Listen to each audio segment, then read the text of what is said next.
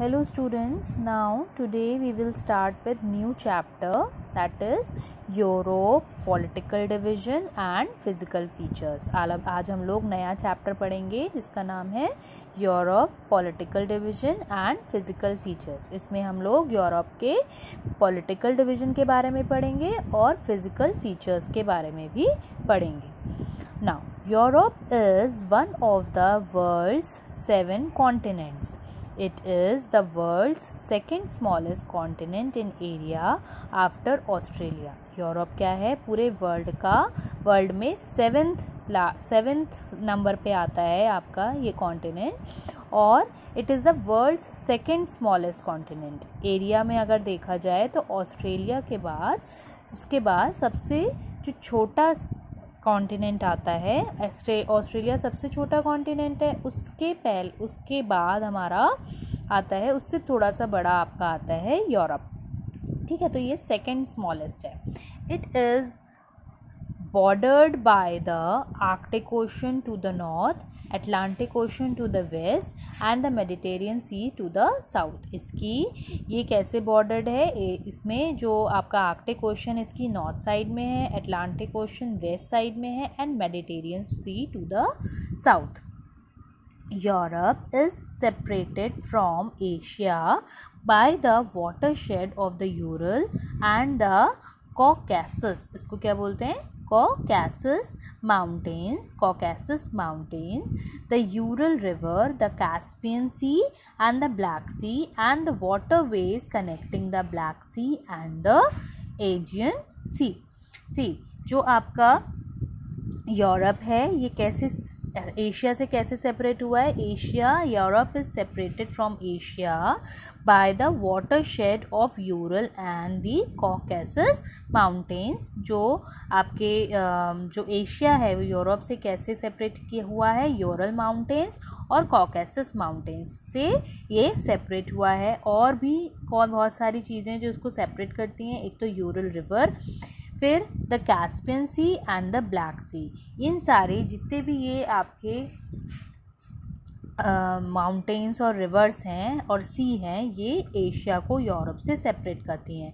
And also the water ways connecting the Black Sea and the Aegean Sea. और जो water veg हैं जो आपके ब्लैक सी और एजियन सी को कनेक्ट करते हैं वो भी इसको एशिया से अलग करते हैं यूरोप को. It is believed that the name Europe was derived from Europa, daughter of Phoenix. ये बिलीव करा जाता है, ये माना जाता है कि जो यूरोप है वो कौन से वर्ड से बना है? यूरोपा, जिसको डॉटर ऑफ फीनिक्स बोला जाता था. Some believe that it is evolve from the word Ereb. और कुछ लोग मानते हैं, बिलीव करते हैं कि विच मीन्स सनसेट. इरब मतलब सनसेट. जो सनसेट माने सबको पता है कि जब सूरज डूबता है तो उसको क्या बोलते हैं? Sunset. In the past Europe gave vast cultural and economic achievements of the world. जो अगर हम पास्ट में देखें तो जो अगर आपने हिस्ट्री पढ़ी होगी, अगर यूरोप की हिस्ट्री पढ़ी होगी तो उसमें ये हम देखते हैं कि जो यूरोप है वो बहुत बड़ा कल्चरल और इकोनॉमिक अचीवमेंट के लिए बहुत ज़्यादा रिस्पॉन्सिबल है पूरे वर्ल्ड में. Ancient Greeks vast cultural and economic achievement मतलब एक तो कल्चरल यानी कि जो भी हमारी जो रिलीजन से रिलेटेड जो कल्चरल एक्टिविटीज़ होती हैं उसमें, और इकोनॉमिक अचीवमेंट मतलब पैसों के मामले में. Economic is the term which relates to money. Economic मतलब मनी से रिलेटेड जितने भी अचीवमेंट्स हुए हैं वर्ल्ड में वो यूरोप की वजह से ही हुए हैं.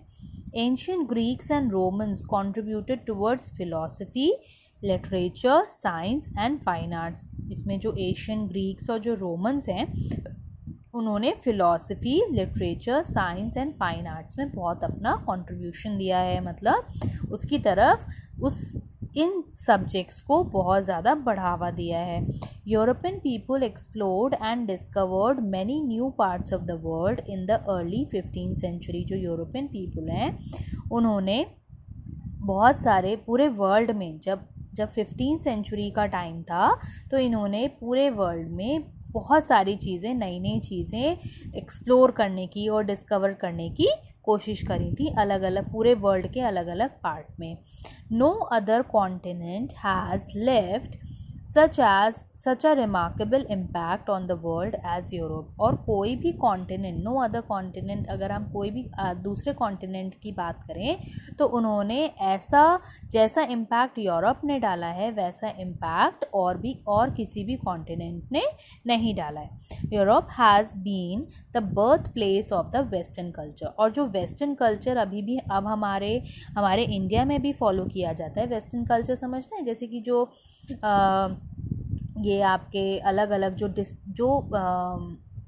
वेस्टर्न कल्चर मीन्स जैसे हमारा जो इंडियन कल्चर है वो क्या है, जैसे क्लासिकल डांसेस और जो हमारी इंडियन ड्रेसेस होती हैं वो सारी इंडियन कल्चर हो गया। वेस्टर्न कल्चर जो हमारे इंडिया से बाहर का हो गया, वो कल्चर आपका कहाँ से आया है, यूरोप से आया है। Europe has been responsible for the significant progress of the world in the past 300 years. और यूरोप ये वर्ल्ड की प्रोग्रेस के लिए पास्ट 300 ईयर्स से रिस्पॉन्सिबल है, क्योंकि इसने बहुत सारे ऐसे डिस्कवरीज, डेवलपमेंट, ये सारे जितने भी करे हैं वो सब यूरोप ने ही करे हैं। Today Europe has developed many foods. Europe ने बहुत सारे अलग अलग डिफरेंट, आप कह सकते हो जो अलग अलग डिफरेंट एरियाज़ हैं वहाँ पर यूरोप हर जगह डेवलप्ड हुआ है। It is the only continent which is both populous as well as the prosperous. ये एक अकेला कॉन्टिनेंट ऐसा है जो पॉपुलस है, यानी कि यहाँ की पॉपुलेशन भी बहुत ज़्यादा है, और उसके साथ साथ प्रॉस्परस मतलब वहाँ की पॉपुलेशन खुश भी है। The main reason behind this development is the belief in making the best use of natural resources and human resources। और इस प्रॉस्पेरिटी का क्या रीज़न है, क्या मेन रीज़न है ये डेवलपमेंट का, जो ऐसा डेवलपमेंट यूरोप में हो रहा है उसका मेन रीज़न है कि ये लोग जो नेचुरल रिसोर्सेज और ह्यूमन रिसोर्सेज होते हैं उसका बहुत अच्छे तरीके से यूज़ करना जानते हैं। The countries in Europe show a large range of variation in terms of area, in which Russia tops as it is the largest country in the world and Vatican City is the smallest country in the world। और जो Europe है, अगर range of variation की बात करें, जो अलग अलग तरीके से जो यूरोप है, जैसे कि यूरोप में अलग अलग वैरायटी की आपको चीज़ें देखने को मिलेंगी। जैसे सबसे लार्जेस्ट कंट्री पूरे वर्ल्ड का कौन है, रशिया, वो यूरोप में ही आता है। और सबसे छोटा कंट्री कौन सा है, वेटिकन सिटी, वो भी आपका पूरे वर्ल्ड का सबसे स्मॉलेस्ट कंट्री है वेटिकन सिटी, वो भी यूरोप के अंदर ही आता है। Europe covers around it is 10,180,000 square kilometer, in which the highest point is Mount Elbrus, which is 5,642 metre above sea level. यहाँ पर अगर आप देखेंगे तो यूरोप कितना एरिया कवर करता है, 10,180,000 स्क्वायर किलोमीटर, जिसमें जो माउंट एल्ब्रस है वो सी से उसका कितना डिस्टेंस है, कितनी लंबाई है, 5,642 मीटर। और जो लोवेस्ट पॉइंट है वो क्या है, Russian shores of the Caspian Sea. जो कैस्पियन सी है, रशियन शोर्स ऑफ रशियन में जो कैस्पियन सी आती है वो सबसे लोवेस्ट पॉइंट है, that is which is 28 metre below the sea level. और सी के बिल्कुल नीचे वाला लेवल देखेंगे तो 28 मीटर ही है इसमें। The Volga is the longest 3,692 kilometre river of Europe. Volga जो है वो सबसे बड़ी रिवर है यूरोप की। The largest lake is Lake Ladoga. The literacy rate in Europe in nearly 95%। और यहाँ का जो लिटरेसी रेट है वो यहाँ पर कितना है, 95%। इसका मतलब क्या हुआ कि जो यूरोप की पॉपुलेशन है वो 95, मुश्किल से सिर्फ 5% लोग ही इलिटरेट होते हैं, जो पढ़े लिखे हुए नहीं होते हैं, बाकी सारी पूरी पॉपुलेशन यहाँ की पढ़ी लिखी होती है। We will explore more about Europe in this chapter. अब आपने ये जो इंट्रोडक्शन मैंने आपको समझाया स्टूडेंट्स, तो इससे आपको समझ में आएगा कि यूरोप बहुत ज़्यादा रिस्पॉन्सिबल है हमारे वर्ल्ड के डेवलपमेंट के लिए।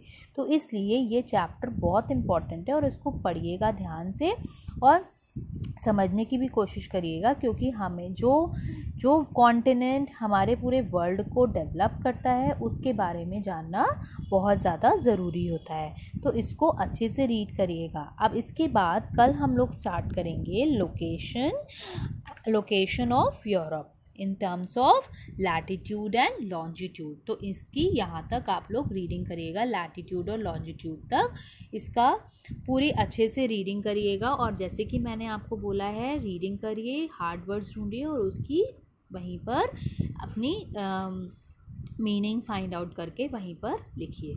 Okay class, thank you.